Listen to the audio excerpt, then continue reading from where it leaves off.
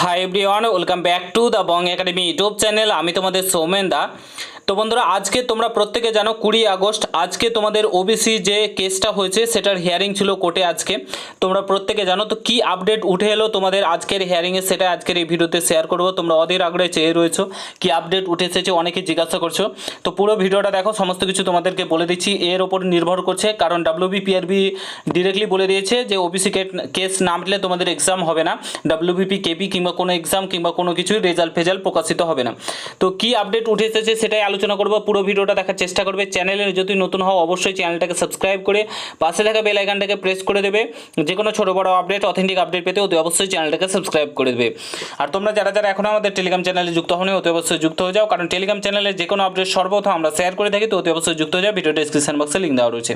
First of all তোমাদেরকে বলে রাখি, আজকে তোমাদের যে এই কেসের হিয়ারিং ছিল ওবিসির রিলেটেড যে কেসটা রয়েছে সেটা কিন্তু আজকে কোর্টে ওঠেইনি। কারণটা হচ্ছে তোমরা প্রত্যেকে জানো বর্তমানে আমাদের ওয়েস্ট বেঙ্গলের কি সিচুয়েশান, আরজি করে যে ঘটনাটা ঘটেছে তোমরা প্রত্যেকে জানো। তো সেটা কিন্তু আজকে কোর্টে গেছে, সেই কারণে কিন্তু তোমাদের এই কেসটা কিন্তু ওঠেনি। তো এরপরে নেক্সট একটা ডেট দেওয়া হয়েছে তোমাদের 27শে আগস্ট পুনরায় কিন্তু ওবিসি রিলেটেড যে কেসটা সেটা উঠবে। 27শে আগস্ট কিন্তু কেসটা তোমাদের উঠবে, ঠিক আছে। অর্থাৎ এই মঙ্গলবার, তারপরের মঙ্গলবার কিন্তু এর পরের মঙ্গলবারটা কিন্তু তোমাদের 27শে আগস্ট কিন্তু পুনরায় কিন্তু হিয়ারিংয়ের ডেট দেওয়া হয়েছে। তো বুঝতে পারলে, আশা করি বুঝতে পেরেছো তোমরা প্রত্যেকে। আর আমাদের ওয়েস্ট বেঙ্গলে কী সিচুয়েশান চলছে তোমরা প্রত্যেকে জানো। আমার কিছু বলার নেই এই সংক্রান্ত, বলার মতো মানে বাক্য আমার কাছে নেই। তো যাই হোক, তো তোমরা প্রত্যেকে বলবো এগুলো চলতেই থাকবে। আমরা যেহেতু জন্ম নিয়েছি ওয়েস্ট বেঙ্গলে, সেই কারণে এই বিষয়গুলো চলতে থাকবে। এগুলো ধরে চললে তোমার লাইফে তুমি কিছু করতে পারবে না। আমি এটুকুনি বলবো, তোমরা জাস্ট ফোকাস করো পড়াশোনার দিকে। যত পারবে নিজেকে একদম আপডেট করে রাখো।